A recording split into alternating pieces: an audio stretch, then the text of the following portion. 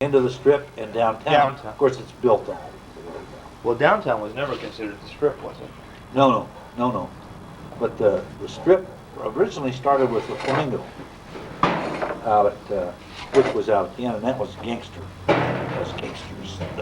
Bugsy Siegel was the guy that did Well, that. now if you're gonna move, I'm gonna have to readjust that. The gangsters still run the town anyway, though, don't they? Well, yeah, I'm sure they do, as far as that's concerned. Well, what brings this tape to mind is a kind of a two-part thing.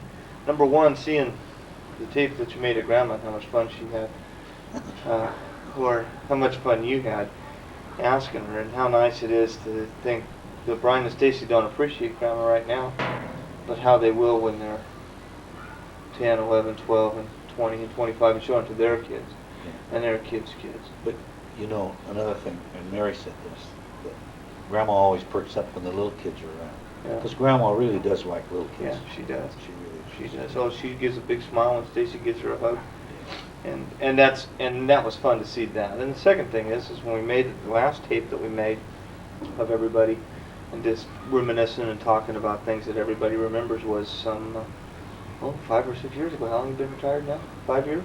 4 years. 4 years. So it's been a long time since we made a tape and just talked, and you didn't really get any, in fact, you didn't get any chance at all to talk on that tape. We got just about everybody else. And so I thought it'd be nice, especially with this new camera, to just pick up a few bits and pieces, and I know you got some stuff that you wanted to say, and I had some questions I wanted to ask you and things we haven't had a long talk about in a long time. What do you want to, before I got some questions and a definite trend and direction I want to take this conversation, but what do you want to say after interviewing Grandma? What strikes you most about her? The thing that tickled me the most was seeing Grandma watch herself on tape. Because then she really perked up and really enjoyed it. You know, because then she could see that we were really interested. I think that was the key. But she'd had not a very good day before we got here. Yeah. So she did appear maybe a little grumpy. Just, you know, to start. But she's shy too. She is. Yeah. She is. You have to pound She on. knows she's on tape. And That makes her nervous. that makes her to watch that. That's why you have to have questions down to ask her ahead of time. to prod her. What do you think that Harriet waits on her quite a bit, or do you think that bugs Grandma? Yeah, that bugs her. But I think the fact that she's lived 70 years by herself in her own house is the thing that bugs her the most. That's, as you get older, Scott, that's one thing you really fear, not being able to take care of yourself. Yeah. You don't want to have somebody who can have to take care of you. Yeah. And I think that's what she fears. Now, Catherine did take the cane, and her right leg is the one that's bad. Same one that Catherine's bad. So Catherine showed her, she was using the cane on the right side. When you got a problem on the right side, you use the cane on the other side. Yeah, on the left because side. you use it Yeah. for balance. So Catherine showed her how to do that. And then Harriet was going to reinforce that. And Phyllis had tried to tell her that, and Mom wouldn't pay attention. She says, everybody uses a cane in their right hand. You know. And Harriet does say that, God, she's so stubborn. You know. It's hard to, it's not easy for Harriet to have her there. You know, honestly. Yeah. Well, I worry about that a little bit. I know she'll get support from everybody in every way, but she's not. It's going to be tough for Harriet and Mitch to make adjustments. Oh God, to yes. that, too. You know, they're not kids either, as far as that's concerned. And they're used to being alone, and they've got Grandma's bed in their dining room. Yeah. You know, hospital bed. Yeah. So why don't they have it in the living room? They never go in the living room. They probably forget she's there, I guess. I don't know. But Mitch fixed the thing up to the toilet so she doesn't have to sit. He's going to put handrails in there. But, you know, she can't use her hands, but she can't get her hands up like this. You know, Yeah, so she has a hard time. She won't eat in front of anybody. She ate crackers and milk in front of us today, but yesterday Hattie was saying, oh, Rod was out there. Rod and Stephanie are coming to dinner tonight. But anyhow, Rod was out there, and Mom wouldn't eat in front of Rod. She and Harriet went off and ate, and Mitch and Rod ate by themselves. Grandma can't. She has to kind of shovel because of her shoulders are shot. poor old gal. And you see her, makes you want to cry, or makes you feel like crying.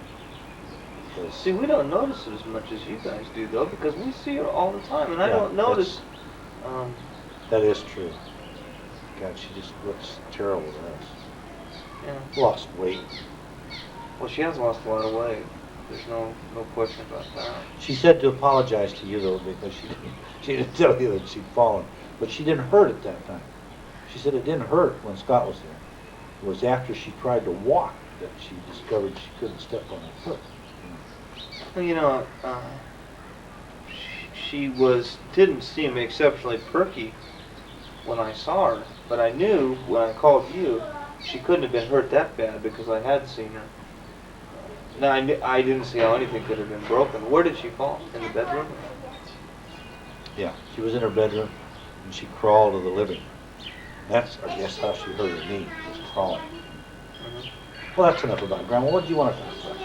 Well, I kind of wanted to get some just bits and pieces of you and your dad, because I never knew him at all. In fact, embarrassed as I am to say it, until Grandma showed me the picture that she had blown up. But there's another picture besides the ones that she showed Grandma, the Army picture and the one of them. Yeah. She's got a big picture of him. I'd never seen a picture. I saw a picture of him when he was around 25 or 30. But I never saw a picture of him when he was 60 years old or 65 years old. And I didn't even know what he looked like.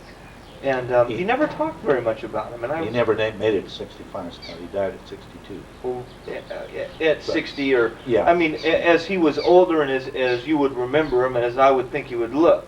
Yeah. And Grandma says, when I said, gee, I've never seen a picture. Oh, you've seen this picture up here on the wall. Well, that was taken back in 1910. You know, it's hard for me to relate. And I never really heard you talk that much about what did he do? What was his real trade? His real trade was a carpenter, and he specialized as a finish carpenter. And that was right at the time that they were in transition to mass production, the way they do houses today. Today they have roofers, they have framers, Right. Dad did everything. Right. I mean, he'd build the foundation, forms for the foundation. He never liked to do that because he always tore it apart. Yeah. All he had left was the concrete. Yeah. So he didn't like to do forms. Uh-huh. But that was rough carpenter work. But the finished stuff, like the cabinets and All the the hanging the gingerbread and doors all and that, in his later years as working as a carpenter, that's all he did, because he was so good at it that they just let him do that if it was a good contract. The one I remember was C&M. C&M built an awful lot of homes in Ontario and Upland, and they were good quality constructions. And they told him that if he hung 12 doors a day, that's all he had to do. Uh-huh. You know, but he just went around hung doors. But he could shim them and make them fit right, Yeah. you know, and finish them up the way Yeah. they should be. And those were solid doors, too. They weren't the hollow core Yeah. $28 doors Yeah. you buy nowadays. That's true. But But that was his real job. I recall one time he had put a roof. You know how a kid loves to drive nails. yeah. And he had put a roof on an old beer joint called Ola's down on Holt Boulevard. When the east end of Holt, there was not much out there, but this old beer joint was out there. One of his favorite haunts. But anyhow, they built some restrooms, and he had some boards that he put on the roof. He let me hammer the nails. He'd put the boards in there, put one nail in, and I hammered all the rest of the nails. My hand was blistered that night, but I hammered all the nails that I could hammer. You know, Uh-huh. I just loved it. Boy, it was just great. But that was the other thing he liked to do. He loved to do new work, you know, something that was new rather than remodel. He didn't really like to do remodel. Uh-huh. But he was, it seems strange that my father would be a carpenter and I can't even cut a board straight. But that's the truth. Did he have any desire to teach you the trade? Did he ever say, come to work with me? And No, because he really never had a business of his own. He was, and his last years that he worked as a general handyman for Exchange Orange Products in Ontario, and he did a little bit of everything there. He did a little plumbing, a little electrical, little carpenter, whatever. He was not really a bona fide carpenter, just kind of a handyman. so he was about 40 when you were born? Let's see, Grandma was 36. No, he would have been 38 when I was born. Yeah. So when he had, and that was, you were born just right at the start of the Depression, or just before the start of the I was Depression? born in, no, I was born before the Depression. I was Yeah, born 27 and then 27. 29 or 30 The is, 29 was the crash, but the really tough times, because people had a little money, you know, Uh-huh. they'd saved a little money. But, gee whiz, by the time you got to 31 and 32, it was terrible. And Roosevelt came in 33, and that's when they started the relief project. They never had welfare yeah, in those days, you know. The only ones that would take care of people that didn't have anything to eat were the churches. Uh-huh. I mean, that was the extent of the social sure. services. You just didn't have anything from government. Government says, you take care of yourself. Uh-huh. Well, Roosevelt said, hey, there are people that can't take care of themselves. The New Deal, right? The New Deal. And that's what he got. And he tried a lot of things. You know, NRA was one of them, SRA, WPA, and all these acronyms. Started with Roosevelt because, boy, he tried everything he could think of. And his objective was to spend government money and borrow money to spend it to get the economy going. And he succeeded to some extent, but he fed a lot of people. I'll tell you that. He put the country in debt. But see, we really still haven't solved that. Here we are running a deficit today. You know, when we're really affluent. And I don't know. Good night, sweetheart. No, that's, But that was tough time, you know, and I never gave my dad much credit, I'll be honest with you. To the extent, until I had kids of my own, how would you feel if you had 5 kids and you couldn't put food in their mouth? Now, Hattie said on the tape today, you know, Don used to go and sell newspapers. He made 7 cents. You buy a loaf of bread for 7 cents, and Mom had canned fruit that she canned in the summertime. And we'd eat that. That was our meal. The bread that Donnie brought home and the canned fruit that she had put up prior to that. And you remember that, you know. That's mean. Now, how does that affect a man that's got kids and his own kid is providing the bread? Sure. You know, he can't do it because there's just no jobs. There's nothing there. I don't give a damn what and even if there was a job, they'd rather hire a kid. They're not going to hire an old man to deliver papers. Yeah. And so, I can see where that would be. Now, the people that a grocery clerk in those days, and I worked in front of a grocery store myself selling papers, they made $15 to $18 a week. You know, and they lived good on $15 to $18 a week. Well, that's got to be one of the most stable industries that there is. Yeah.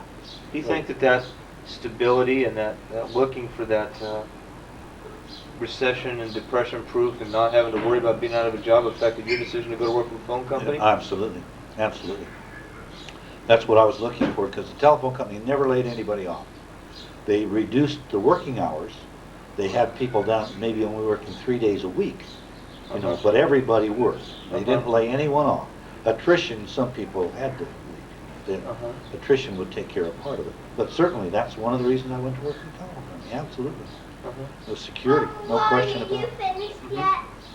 Well, no, Brian, we're not finished. You can come out here and sit with us if you can sit very quietly. We're talking about when Papa Wally was a boy. Tell me about Superman. Tell me a little bit about Mom's side of the family and Tom Craig.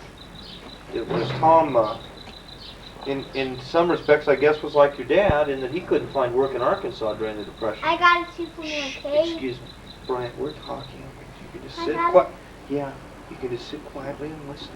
Okay? You Well, get shh. I've never been to Arkansas, so what I'll have to do is give you all hearsay. Nell could give you a lot more of that than I could. But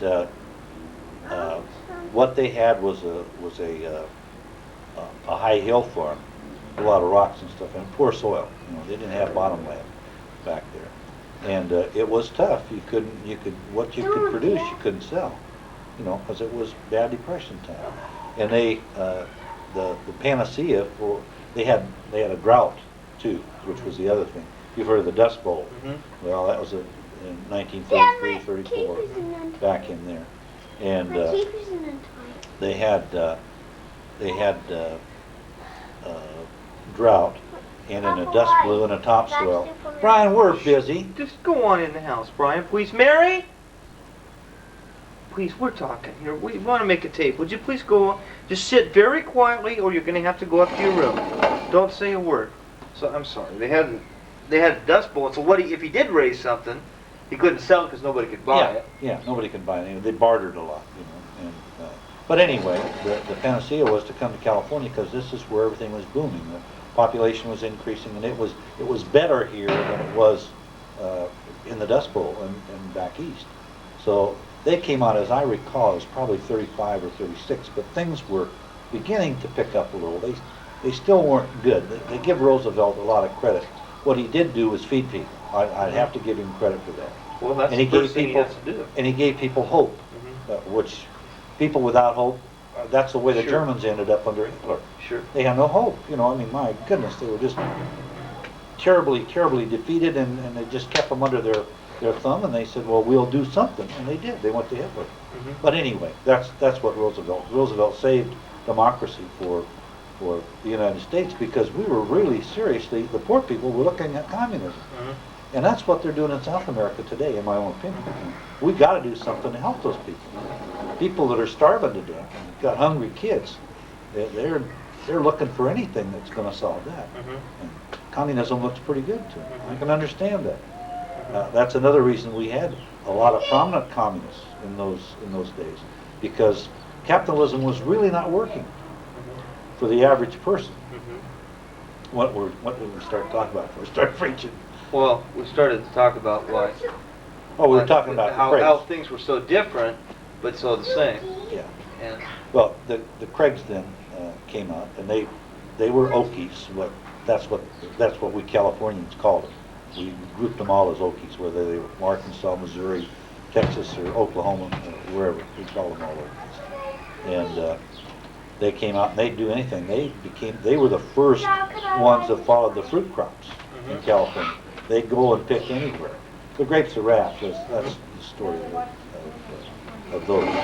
But then it's strange, but your Grandpa Owens, the first job he ever had was at Thomas Vineyards down here. The first job that Grandpa Craig ever had was at Thomas Vineyards. And then he got a job with Gilliland Gardens in Upland, which was a nursery.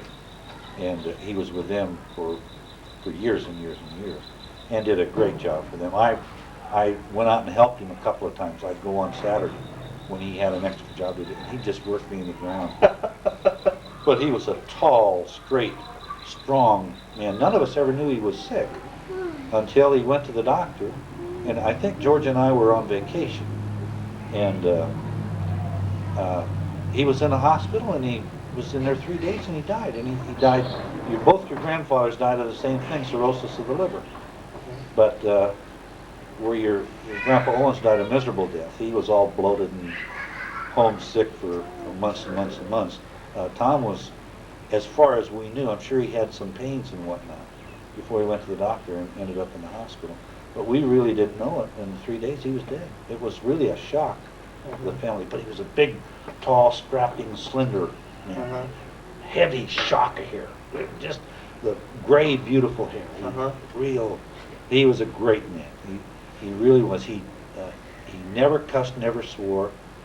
He was a lot like Willette, too. Well, you didn't really know Willette either. Well, she died when I was in 7th or 8th grade. Yeah. Well, And I remember her fairly well. Yeah. I remember her, both of them shared, like Judy and Stubby, just an unshakable faith. Yeah. And a real optimism that, well, I never knew Tom. Your dad had to share that too. And excuse me. Mary! I want them, excuse me, I'm going to stop this. I'm really... Oh, my stomach again. We'll see how good this thing works in low light, because we're going to have real low light here pretty soon. It's starting to get dark. So, we started to talk about the similarities between... Finish what we were talking about.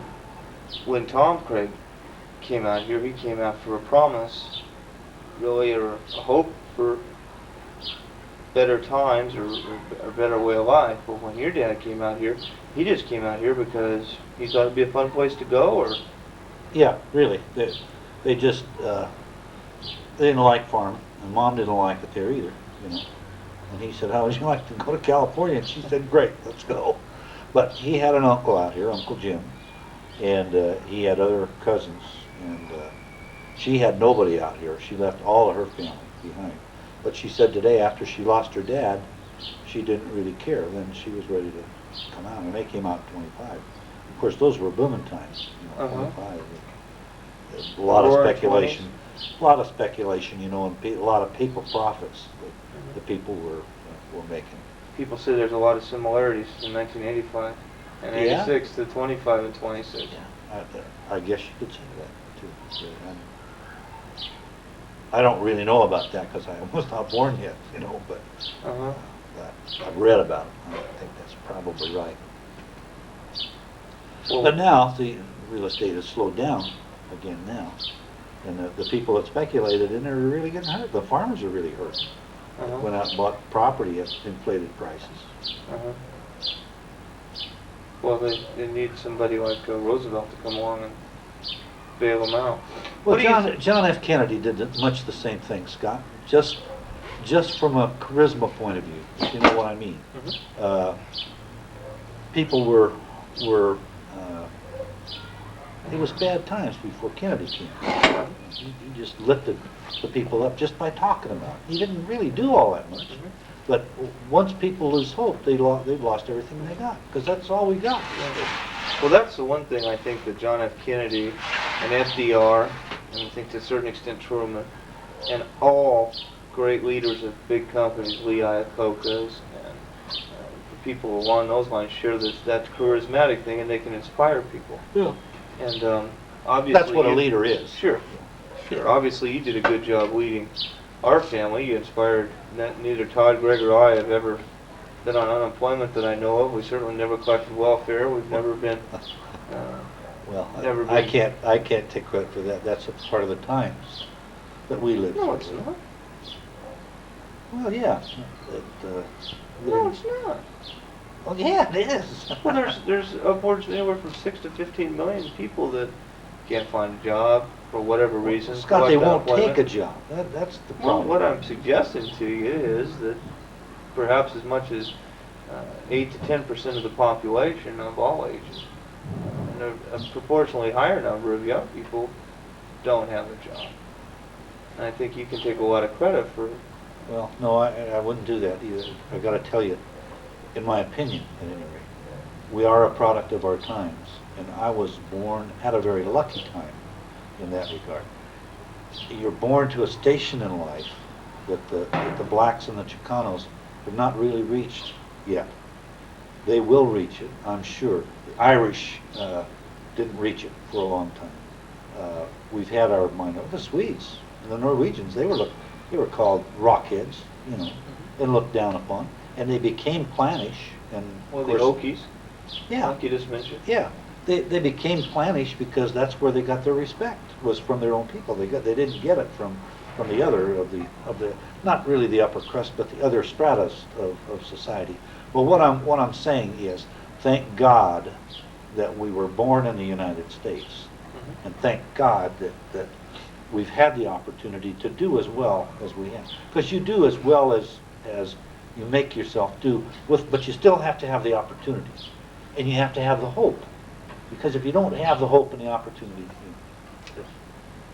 Well, I think both of those, opportunity you're somewhat born into, hope I think is instilled in you. And you know what makes a difference between a Martin Luther King Jr. and a Charles Manson? Both born approximately the same time. If Martin Luther King were alive today, he'd be about the same age as Charles Manson. Both very intelligent. yeah, that's true. One born in probably both, I don't know, probably both born in pretty miserable circumstances. Well, I don't think that's true of Martin Luther King, because his father was a minister, and I think but he saw the seamy side. He saw the bad things that happened to the black Sure, people. if he was born in the 20s, how could he not Yeah. live in a Well, he was born in the 30s, because he's he'd be around 50. yeah. So see, he would have had to been born 37 or so. For blacks, it was damn tough, no question about it. When I was in the service, and that, of course, that was 1940, 45, there were no black men in the white regiments. Black people had their own regiments. They had their own black officers, and a lot of times they had white officers over black people. But blacks were in their own army, their own navy. You didn't integrate them. They were not even integrated in the service. Truman did that. Harry Truman integrated the services. So that's nonsense. You got people out there fighting. What's the difference between a white man and a black man getting killed? They both die, you know. Yeah. And he was right. You know. All tiers are made of the same stuff. Yeah. Yeah, that's something. What, Dad, would you say if you had to sum up your political leaning or philosophy? You're a Democrat. You've been a Democrat all your life. No, I just registered as a Republican when we moved to. Did you really? I really did. Catherine registered. She was registered as a Republican down here. Your mother and I. Your mother always registered Republican. I registered Democrat. Then we got both sides of every issue. And Catherine, I convinced her when we got married that she should be a Republican, so we'd get the Republican side of the literature. You get both sides of the picture that way. So then when we moved up north, I registered Republican. Catherine, natural Democrat. So she's registered Democrat. I really believe in Reagan, and that's obvious as you get older.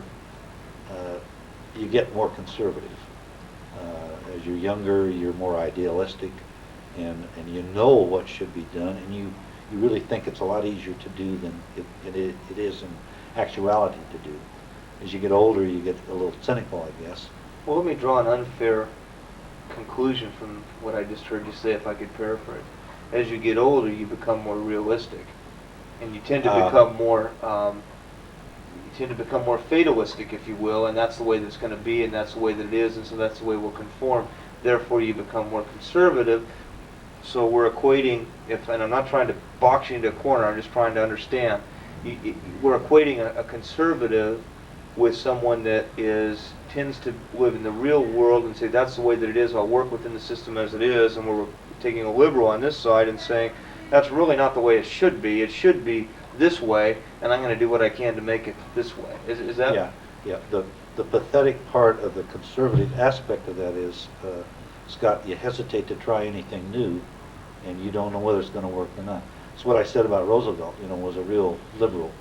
And he tried a lot of things that didn't work, but he wasn't afraid to back off of them when they didn't work. He did a lot of tremendous things, too. He had Hoover Dam built, Sure. He supported the Metropolitan Water District and getting the water through here to Los Angeles, through